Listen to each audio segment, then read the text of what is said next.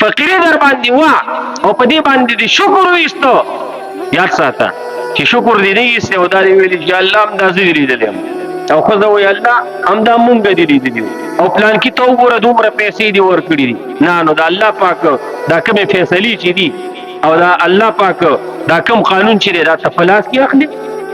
دا ته په لاس کې اخلي چې الله پاک ته وایي چې دې پلانکي ته دې ولې مال ورکړی دی، پلانکي ښځې ته دې ولې دومره پیسې ورکړي او دې پلانکي سړي ته دې کاروبار ورکړی دی او عزت دې ورته ورکړی او دا الله جل شانه هغه تقدیري فیصلې ته په لاس کې اخلي، نو دا ناشکري شوله. چې ناشکري شوه فقیر به یې او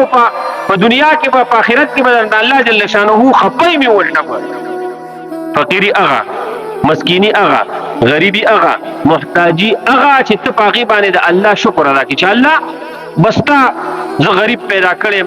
او تا ما باندې فقر او فقر راوستي، الله زه په دې باندې راضي یم. نو چې راضي شولې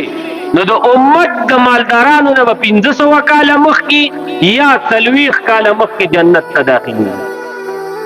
زموږ ستاسو فقیري ده، زما د الله په ذات باندې قسم وي زموږ ستاسو په علاقه کې داسې فقیر نشته چې هغه بېګا شپه درته قسم کوم چې د روټۍ نه بغیر به وږی اوده شوي چې څه به هم نه وي. هلکه داسې به څوک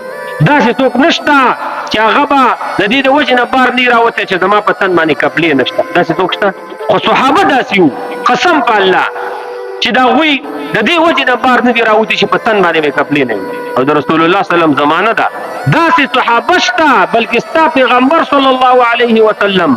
داسې وخت کې راغلی چې صحابه خېټه پورې یو کاڼی تړلی او رسول الله صلی الله علیه وسلم د نس مبارک پورې قسم په الله 2 کاڼي تړلي، 2 داسې وخت راغلی. رسول الله صلی الله علیه وسلم خپله فرمایي چې داسې وخت را باندې راغلی دی چې 3 میاشتې زما په کور کې اور نه دی بل شوی. نو چې اور بل نه شي چای به نه پخېږي، پی به نه ګرمېږي، تنور چې دی روټۍ به پکې نه پخېږي ځکه اور نشته که نه، او کټوۍ چې ده دا به نه پخېږي.